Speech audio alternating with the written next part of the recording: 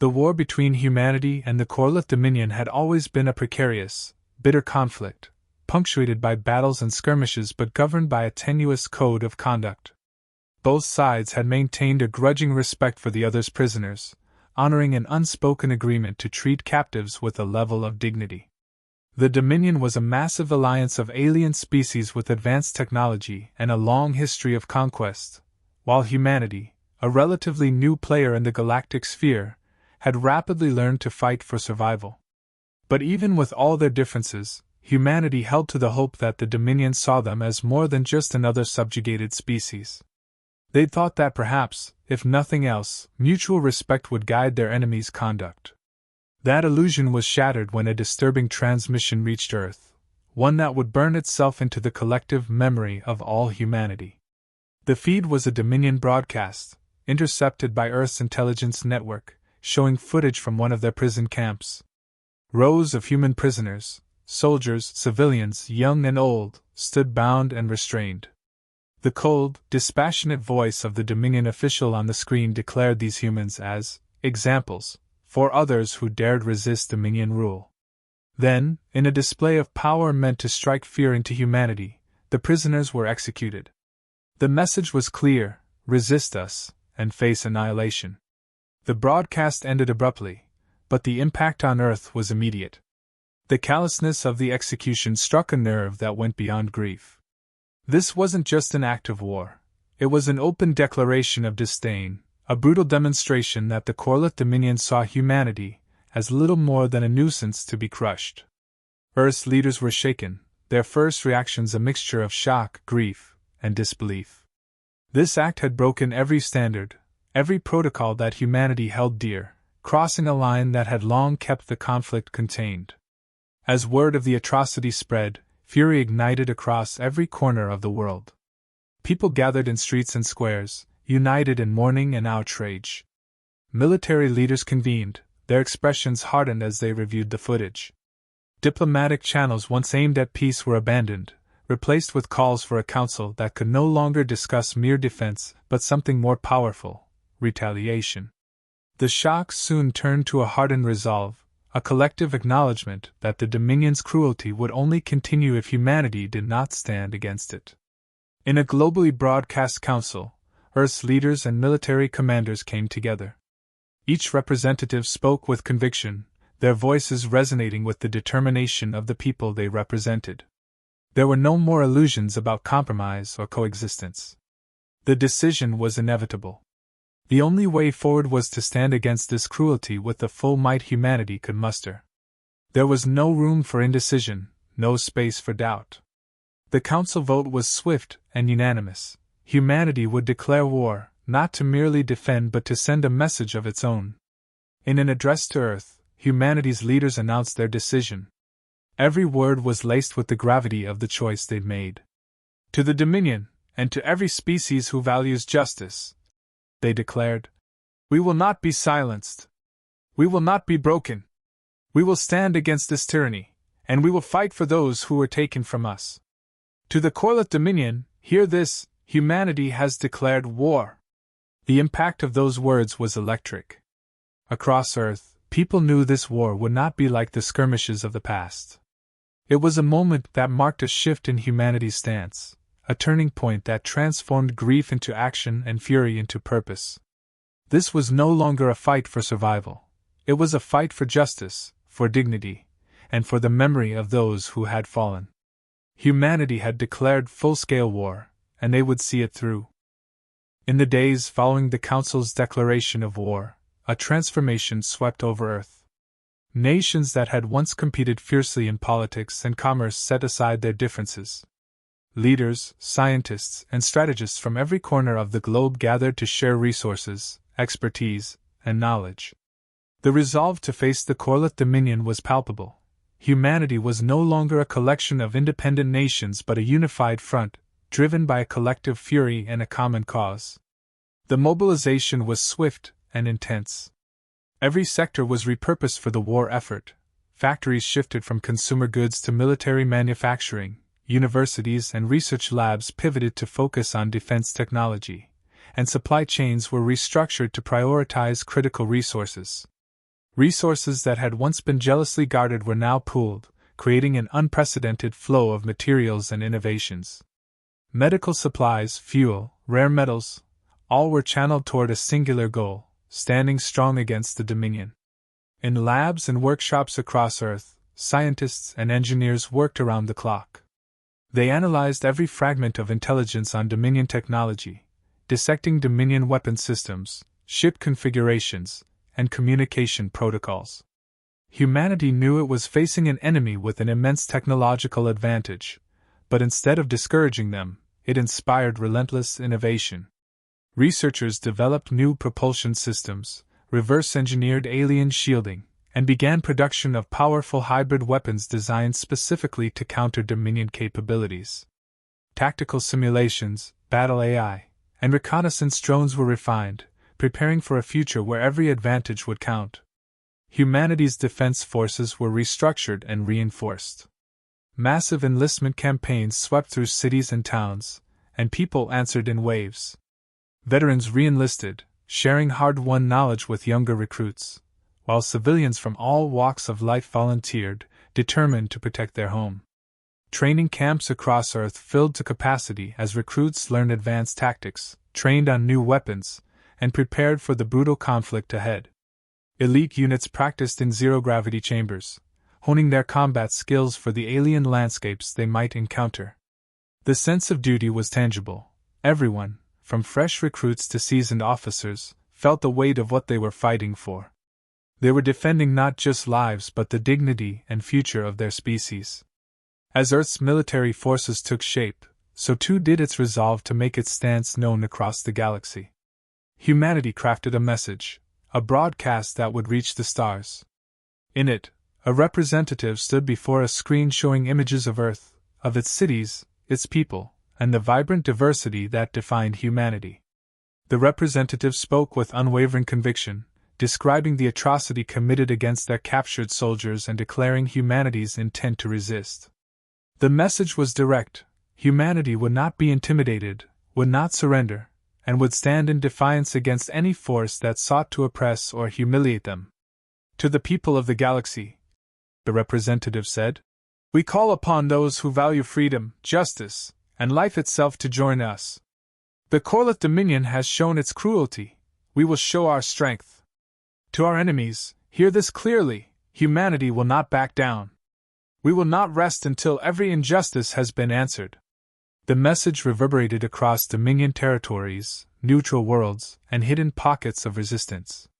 The Corlith Dominion, who had once dismissed humanity as a minor threat, now had to contend with the full weight of a species united by purpose and fueled by an unbreakable will. Humanity's first move was swift and calculated, a stealth attack on one of the Dominion's remote supply outposts. The target was a small but critical station located on the edge of Dominion-controlled space.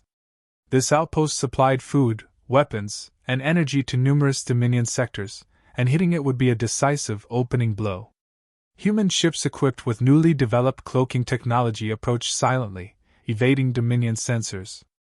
As they drew closer, Earth's forces unleashed an array of targeted EMP blasts and tactical missiles, disabling the station's defensive systems in seconds. Dominion troops, taken entirely by surprise, scrambled to respond, but humanity's forces were too quick, moving in with precision and efficiency honed in the relentless days of training back on Earth.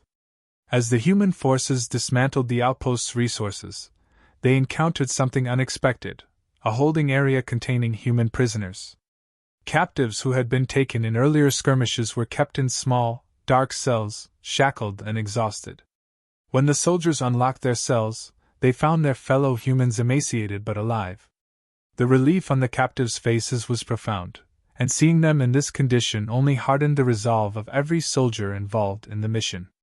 The prisoners were freed, given medical attention, and brought back to the extraction point, where they were transported back to Earth for proper care and treatment. This moment became a rallying point for humanity, a tangible symbol of their mission. They would fight not just for survival but for each other, no one left behind. Back on Earth, the news of the successful strike and the liberation of prisoners spread like wildfire. People everywhere felt a renewed sense of pride and determination, inspired by the knowledge that their forces were not only capable of striking back but also committed to protecting their own. For the first time, humanity was the aggressor in this war, and they had proven that they could outwit and outmaneuver the Dominion, using tactics that surprised even their own strategists. This victory was a message, both to the Dominion and to humanity itself. They were capable of winning this war. Angered and humiliated by the attack, the Dominion responded with a retaliatory strike aimed at one of Earth's key defense outposts, a fortified station orbiting close to Mars. The Dominion ships were massive, armored with powerful shields and equipped with energy weapons that could slice through hulls in seconds. But humanity was prepared.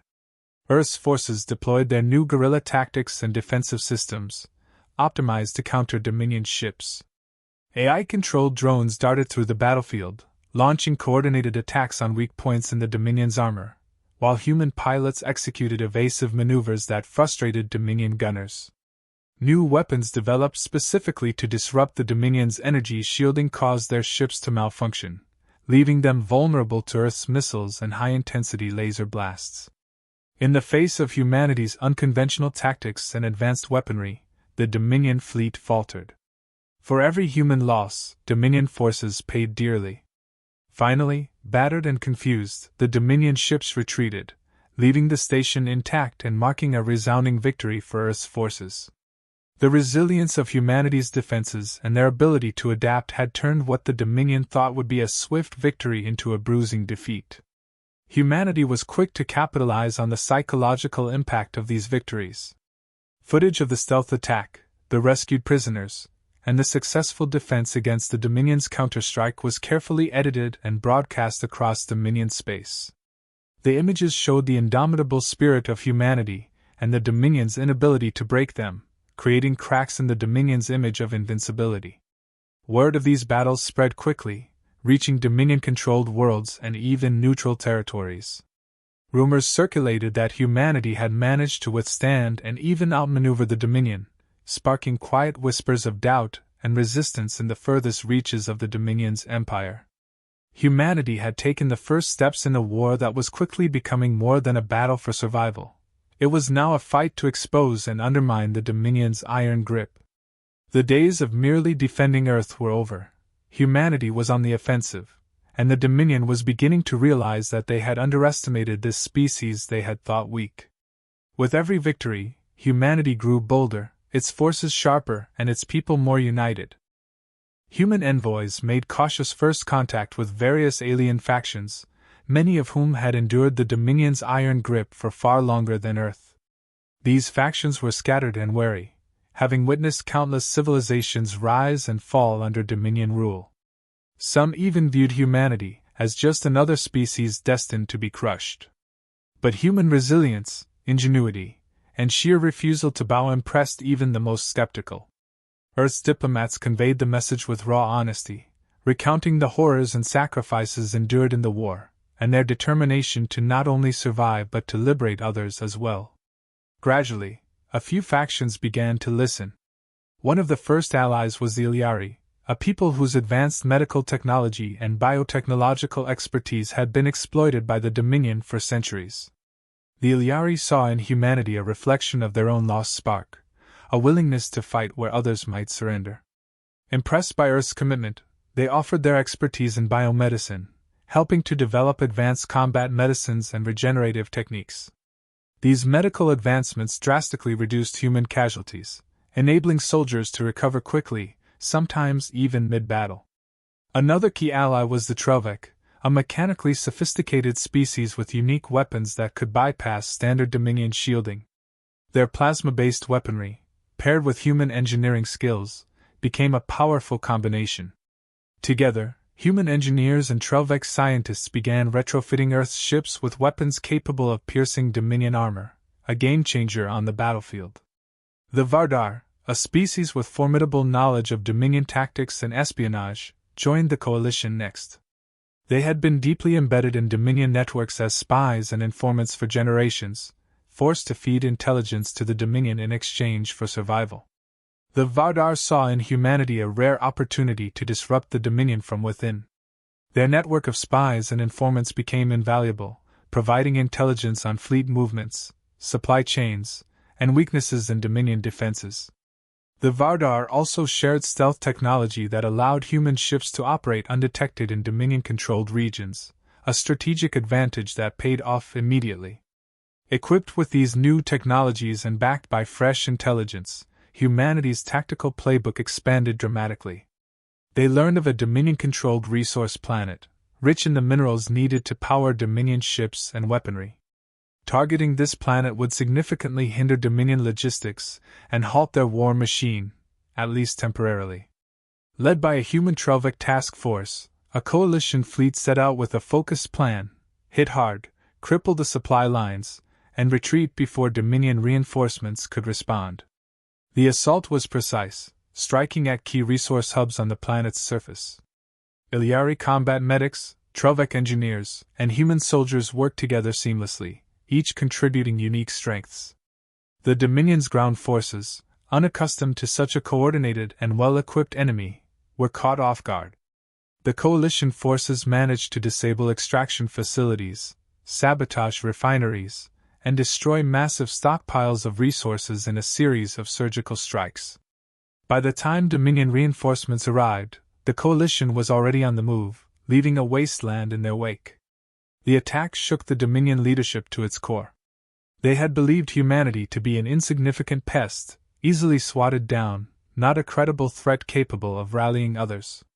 The strain of dealing with this coalition and its unexpected efficiency exposed fault lines within the Dominion's own ranks. Some leaders advocated for a brutal crackdown to maintain dominance, while others suggested a more cautious approach, fearing that pushing too hard might unite even more factions against them.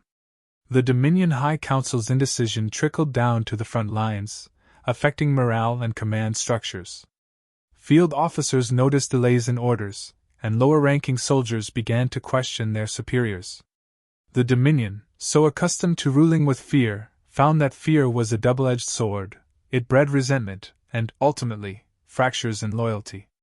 Humanity's coalition, by contrast, seemed to gain strength with each victory, its allies bound not by coercion but by a shared goal of freedom. Each allied faction contributed more than just material support. They taught humanity new ways of thinking, fighting, and surviving in a hostile universe. The Ilyari emphasized the value of adaptability, teaching humans to be fluid in battle, changing tactics mid-fight if necessary. The Trelvik highlighted the importance of precision strikes and the efficient use of resources, turning every encounter into a calculated risk-reward scenario. The Vardar brought a layer of subtlety to Earth's intelligence operations, teaching the value of patience and observation. With these new skills and strategies, humanity transformed from a species on the defensive to a powerful player capable of offensive action. Emboldened by their success on the Dominion resource planet, they began planning further operations, each one targeting a critical aspect of the Dominion's sprawling empire. The coalition's next targets included communication hubs and isolated outposts, all calculated to maximize disruption with minimal losses. Dominion-controlled systems that once seemed impenetrable now appeared vulnerable, and whispers of defiance spread among the oppressed. As each attack weakened the Dominion's grip, rumors circulated within Dominion-controlled regions that humanity was a rising force, one that offered hope. Species long thought broken by the Dominion's tyranny found themselves reconsidering their loyalties. The very idea of resistance was rekindled in the hearts of many, no longer just a whispered dream but a tangible reality, and the Dominion knew it. Facing a growing tide of opposition, Dominion leaders scrambled to maintain order, each faction within their hierarchy pulling in a different direction. Some insisted on retaliatory strikes, desperate to reassert their dominance, while others sought diplomatic solutions, fearing the coalition might sway even more species to their side. For the first time in centuries, the Dominion's leadership feared something other than internal betrayal. They feared unity, an idea they had long sought to crush but now saw manifesting in their enemies. Humanity's alliances had leveled the playing field in ways the Dominion never anticipated. With each passing day, Earth's forces and their allies grew bolder, and the Dominion's once iron grip loosened. Humanity's influence extended well beyond its own species, inspiring a coalition with the potential to reshape the power dynamics of the galaxy. The Dominion, facing unprecedented resistance and internal division, was finally forced to reckon with a truth they had long dismissed: humanity would not be conquered. Instead, humanity had emerged as a spark of rebellion that threatened to ignite the cosmos itself. The Dominion, desperate to reclaim control, rallied its most formidable fleet, assembling every remaining warship and weapon in a final, all-out assault aimed directly at Earth. They intended to end humanity's uprising in one swift, brutal blow, sending a message to any species considering rebellion. Vast, sleek battleships and menacing dreadnoughts emerged in Earth's orbit, forming an ominous blockade. The Dominion had bet everything on this final strike, hoping to crush humanity once and for all. But humanity, along with its allies, had anticipated the attack. Over months, they had forged a defensive coalition that combined each species' unique technologies and tactics. As the Dominion's fleet began its advance, Earth's defense grid activated, deploying an armada of human and alien vessels that filled the skies. Together, they formed a protective barrier around Earth, brimming with a sense of unity and unbreakable resolve. The battle commenced with a thunderous clash as energy beams, plasma bolts, and missile barrages lit up the darkness. Dominion ships bore down on Earth's defenders with relentless ferocity, their commanders confident that sheer numbers would overpower the coalition. Yet the Allied forces, though smaller, responded with agility and precision. Human-led strike teams weaved between Dominion formations, hitting critical points in their vast fleet. Trelvic vessels, with their advanced plasma weaponry, targeted Dominion shields, while Vardar stealth ships slipped into enemy lines, disabling key vessels from within. Iliari support ships rushed to damage Allied vessels, their medics and engineers patching up wounded soldiers and restoring ships mid-battle. Humanity's mastery of AI-driven strategy proved pivotal. Advanced algorithms analyzed enemy maneuvers in real time, adapting defenses to counter the Dominion's shifts in formation and creating openings for surgical strikes. Every ship, every maneuver, and every shot was part of a larger strategy, maximizing the coalition's impact. Commanders on Earth orchestrated the Alliance fleet as one interconnected entity, communicating across species and technologies. They exploited Dominion weaknesses the Vardar spies had uncovered, coordinating attacks that fractured the Dominion's advance, forcing them to shift focus and spreading their forces thin. The Dominion, unused to such a coordinated multi-species resistance, struggled to maintain its offensive. Their fleet, once a symbol of unquestioned dominance, began to show signs of disarray. Meanwhile, the Allied fleet pressed their advantage. Each time a Dominion warship fell, it felt like a blow to their seemingly invincible empire. Dominion commanders attempted to rally, forcing their ships into tighter formations to stem the tide, but the coalition's teamwork only intensified. The Dominion soon found itself facing not just ships, but an unbreakable will that refused to yield. At the battle's peak, humanity's flagship, the Vanguard, led a daring charge straight toward the Dominion's command ship, a hulking dreadnought at the center of their formation. The Allied fleet provided cover, creating a pathway through the Dominion's defenses. With shields reinforced by Trelvic technology, the Vanguard withstood an onslaught of Dominion fire, inching closer to the command ship. The Dominion's commanders grew desperate, throwing everything they had at humanity's forces, but the coalition closed in, coordinating their fire on the dreadnought. Finally, the Vanguard unleashed a devastating salvo, targeting the command ship's core. The Dominion dreadnought shuddered as explosions tore through its hull, lighting up the battlefield. With its destruction, the Dominion's fleet lost central command, and chaos rippled through their ranks. Allied forces seized the moment, pushing the advantage as Dominion ships broke formation, some retreating, others firing sporadically in a futile last effort. One by one, Dominion vessels surrendered or fell, their crews demoralized and commanders outmaneuvered. Humanity and its allies dismantled the once unassailable fleet, transforming the remnants of Dominion ships into a symbol of their empire's end. As the dust settled, silence filled the void where the Dominion fleet had once stood. The Allied fleet remained, victorious and unbroken. On Earth and across Allied worlds, news of the victory sparked celebrations, echoing the triumph and resilience that had led them to this day. Dominion forces throughout the galaxy, hearing of the defeat, began to surrender or disband, their unity shattered. The Dominion's oppressive influence crumbled almost overnight, replaced by whispers of liberation and hope. In the aftermath, humanity and its allies reached out to former Dominion-controlled species. Instead of asserting dominance, they extended hands of friendship, offering partnerships built on respect and mutual support. Human diplomats and leaders recognized that their strength lay not in subjugation but in unity. Together they laid the foundation for a peaceful alliance, a coalition not driven by conquest, but by a commitment to freedom and justice. Humanity, once a lone and vulnerable species in a hostile galaxy, had proven that unity could overcome even the most powerful empires. They had not only defended their home but reshaped the galaxy's balance, leaving a legacy of resilience and hope.